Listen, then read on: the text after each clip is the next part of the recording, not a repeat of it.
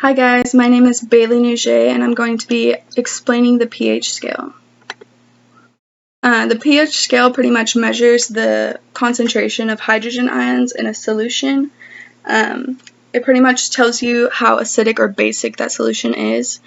It'll range from 0 to 14, with 0 being the most acidic and 14 being the most basic. In the middle, 7 is found in the center of the scale and is neutral.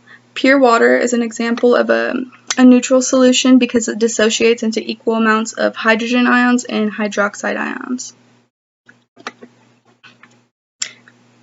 Usually hydrogen ion concentration would be measured in grams per liter. However, this number can be really small, so pH kind of helps with that. For example, water produces 1 times 10 to the negative 7 hydrogen ions per liter. So when you calculate that out, you can see it's a pretty small number. So you would pretty much just want to count the number of decimal places on that number, which in this case for water would be 7, and that would be the pH.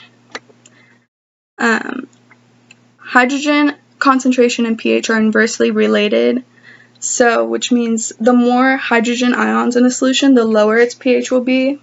And the more acidic it will be, and the less hydrogen ions in a solution, the higher its pH will be, and the more basic. This is just a visual representation of a neutral solution. It'll contain equal amounts of hydrogen and hydroxide ions. And then for acidic solutions, it'll contain more hydrogen ions than hydroxide. And for basic, it'll contain less hydrogen ions than hydroxide ions. Acids when acids dissociate in water, they produce a hydrogen ion and an anion. This causes an increase in the hydrogen concentration in the solution. That's the equation. So when an acid's placed in water, it'll dissociate into hydrogen and an anion. And since hydrogen is a proton, acids are also considered proton donors because they'll donate their hydrogen ions when they dissociate. Strong acids will dissociate to a greater extent than weaker ones. The stomach acid is an example of a strong acid. The hydrochloric acid, it'll have a pH of about 1, which is really low.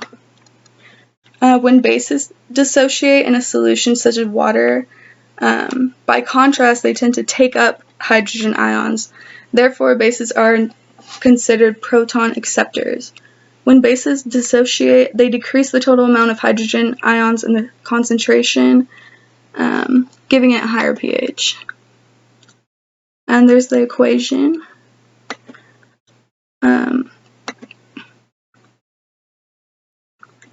Weak bases dissociate to a lesser extent than stronger bases, and tend to leave more hydrogen ions in the solution.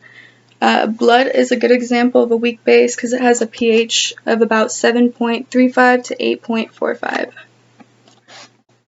On the other hand, strong bases will dissociate to a stronger extent than weak ones and leave less hydrogen ions in the solution. Household bleach is an example of a strong base with a pH of about 12.